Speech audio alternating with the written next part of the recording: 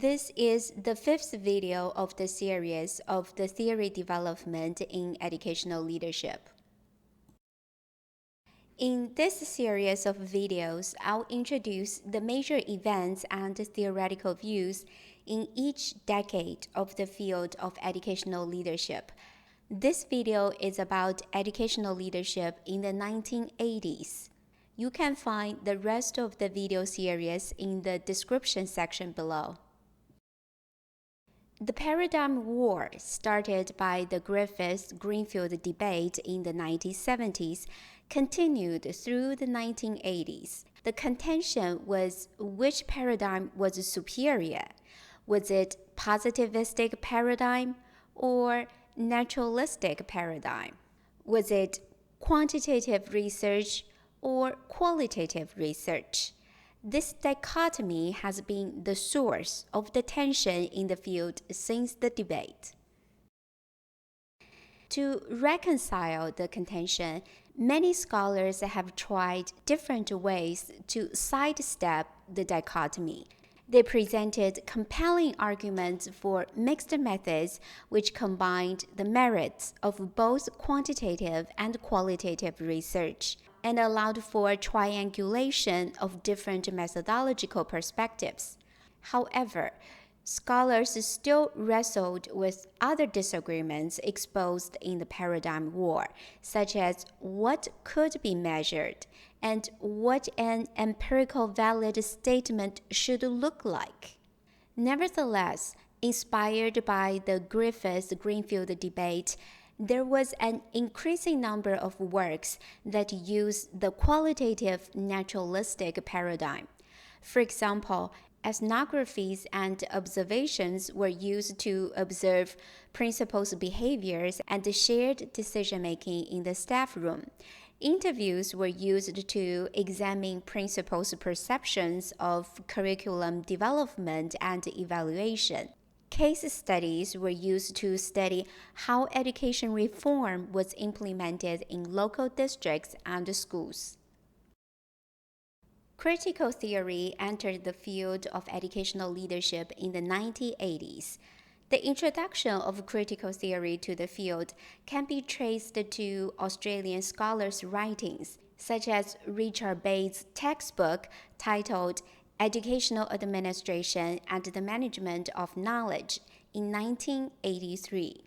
Bates shares a similar view with Greenfield, who criticized the positivistic approach in educational leadership research. Bates argued that traditional theoretical views of educational leadership, such as efficiency in organization, bureaucracy, and politics, had been considered as a means of control to protect vested interests and class divisions in society. The field had failed to address inequities, injustice, and unfairness in education. In his research, Bates explored the relationship between ethical leadership, community, and social justice. To address those relationships, Bates called for the theory development in educational leadership to serve the purposes of liberation and justice rather than control and inequity. In 1981, a new journal, School Leadership and Management, was founded. Between 1981 to 1996, the journal was known as School Organization. In 1987, another journal, International Journal of Educational Management, was founded. In the 1980s, the research on educational leadership focused on effective schools. The focus on leadership in learning was situated in the policy context. In the United States, the Congress passed the Department of Education Organization Act in 1979, and the U.S. Department of Education began operations in 1980. The creation of a U.S. Department of Education by Democratic President Jimmy Carter led to a backlash from Republicans who were concerned about too much federal control over local schools. Republican President Reagan took office in 1981. Reagan entered the presidency promising to return K-12 education policy back to states and local districts and reduce or eliminate federal education programs which were considered too expensive, overly bureaucratic, and ineffective. In 1983, President Reagan's National Commission on Excellence in Education, composed of 18 members from the private sector, government, and education, published a landmark report titled A Nation at Risk. The report compared American education with that of other nations and concluded that the American educational system was failing to meet the national need for a competitive workforce. The report raised widespread public concern that the failing educational system would put the United States at risk. Republicans argue that A Nation at Risk report was an indictment of past federal education programs and called for eliminating federal influence on education. But conservative policy proposals to create private school choice programs were blocked by a coalition of Democrats and moderate Republicans with support from the education establishment. In 1988, moderate Republican George H.W. Bush was running for the President of the United States. He positioned himself as an education president. After taking office, the Bush administration continued the debate over education reform and shifted the debate focus from school input, which was funding, to school output, which were student achievement and academic standards. Beyond the national debate, many governors and business leaders began to develop a vision for education reform that emphasized the student achievement and academic standards. Against this backdrop, educational leadership research in the 1980s paid attention to education reform, school improvement, and school effectiveness. The theoretical constructs mostly come from organizational science, such as loosely coupled system and organizational culture, political science, such as participative decision-making, and psychology, such as efficacy. Self-efficacy was the construct proposed by psychologist Albert Bandura. It refers to an individual's belief in his or her capacity to execute behaviors necessary to produce specific performance. Put simply, self-efficacy reflects confidence in the ability to control your own motivation, behavior, and social environment. There are 4 sources to develop your self-efficacy. They are mastery experiences, that is, the experience we gain when we take on a new challenge and succeed.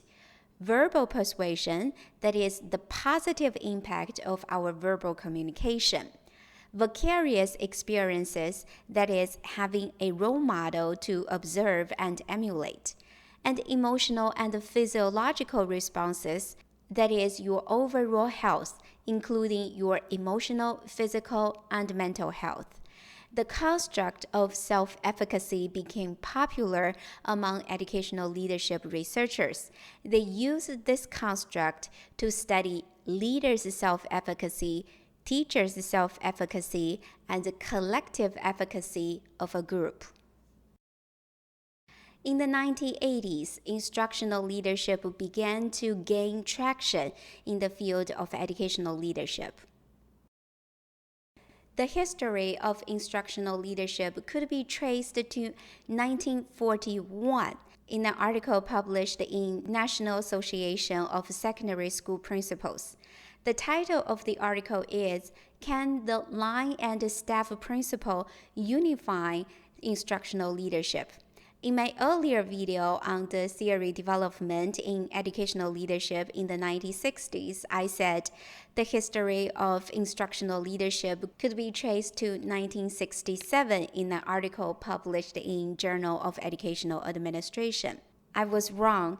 After posting the video, a scholar pointed me to the history of instructional leadership. So here it is.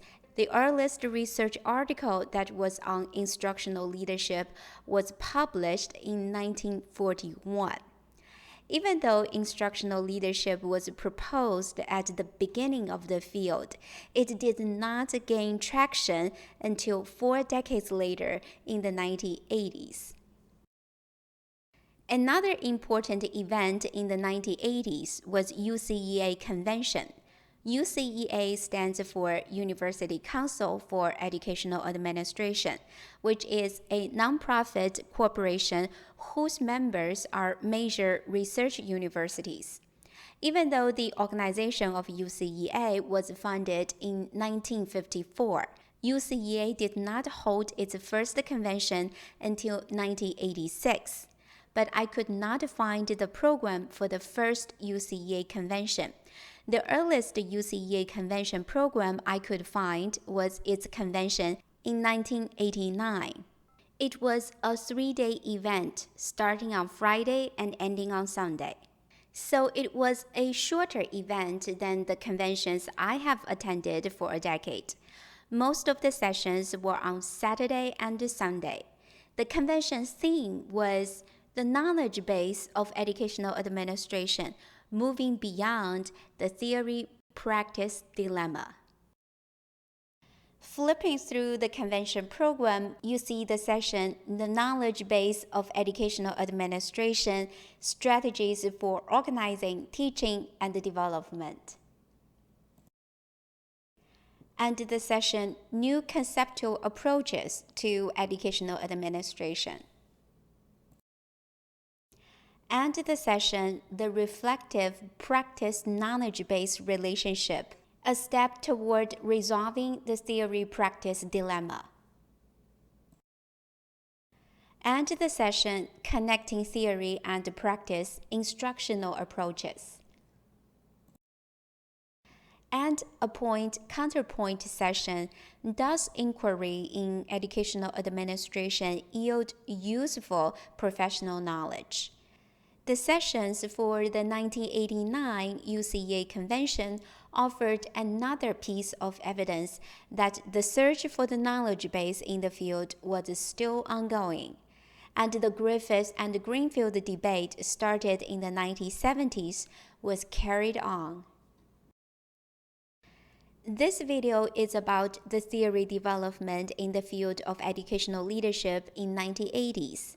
Critical theory entered the field of educational leadership. Instructional leadership gained considerable traction. UCEA held its first convention. Educational leadership researchers paid attention to education reform, school improvement, and school effectiveness.